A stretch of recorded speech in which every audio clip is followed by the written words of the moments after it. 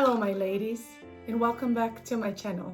I'm Natalie Goncalves, a registered counselor, and in today's video we'll be talking about self-compassion.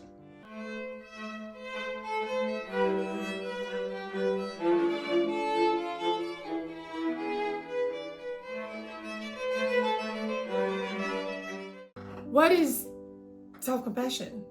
It's commonly mistaken, and I will explain.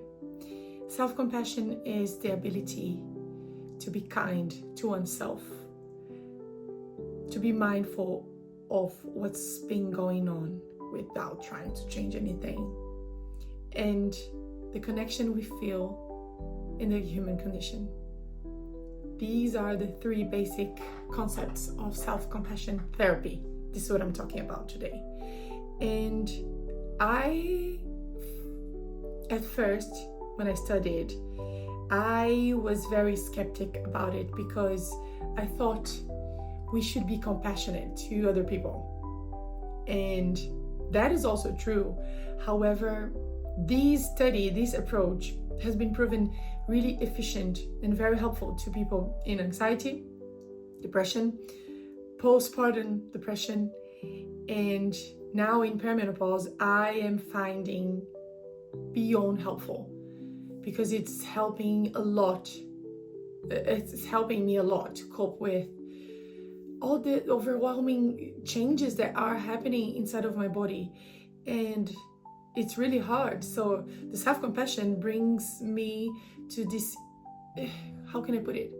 It brings a peaceful state of mind in facing difficult seasons in life.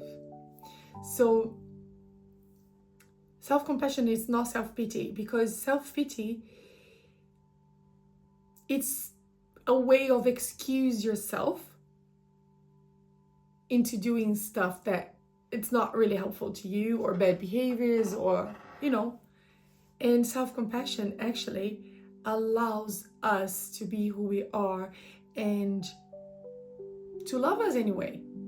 And it teaches us to recognize when something is really hard and to validate and to hold a space that brings the sense of safety and peace when we are able to feel whatever we feel without being judged or criticized.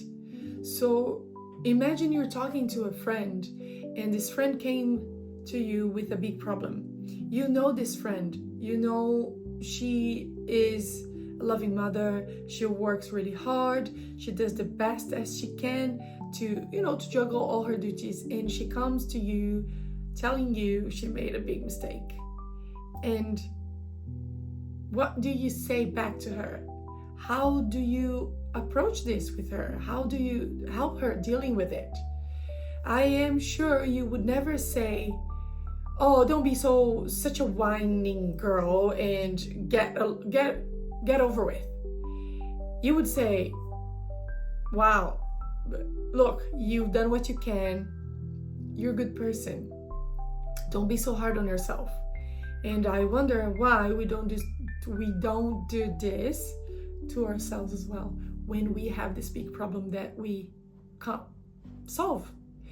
And when we apply the self-compassion, I find,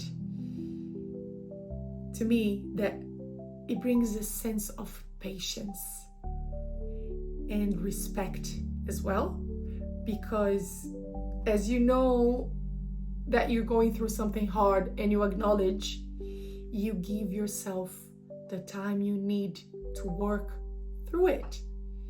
And this is, for me, is huge, because rushing ourselves is something that is very detrimental.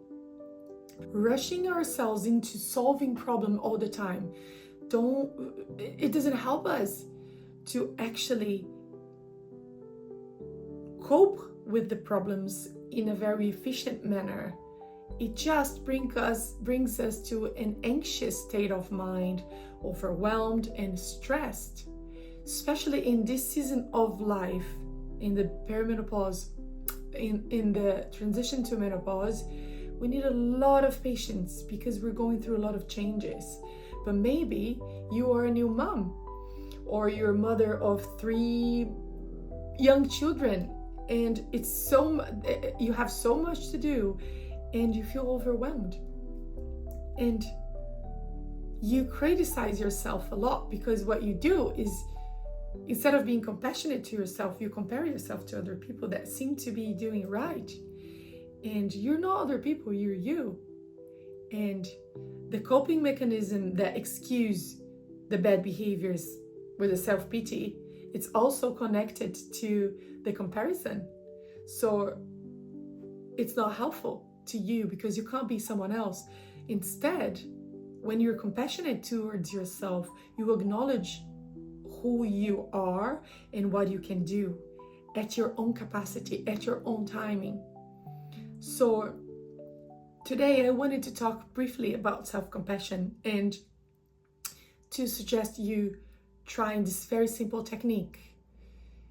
And that is, every time you're feeling something that is really difficult to feel, or you're going through something that is really hard, or you feel really lonely and upset and sad, place your hand on your chest and tell yourself, in a way that is comfortable for you, of course. I would say to myself, querida, which means darling, querida, I know this is really hard. I know you're suffering. I am here with you. And that's all we need. Sometimes that's all we need. So I invite you today to be compassionate to yourself and to validate whatever you're feeling as a new mom, as a woman going through menopause transition, to acknowledge and to validate to yourself how hard things have been to you. Okay, that's it for today. I hope that was helpful and that made sense to you. And hopefully I'll see you next time with more self-compassionate talk. Ciao.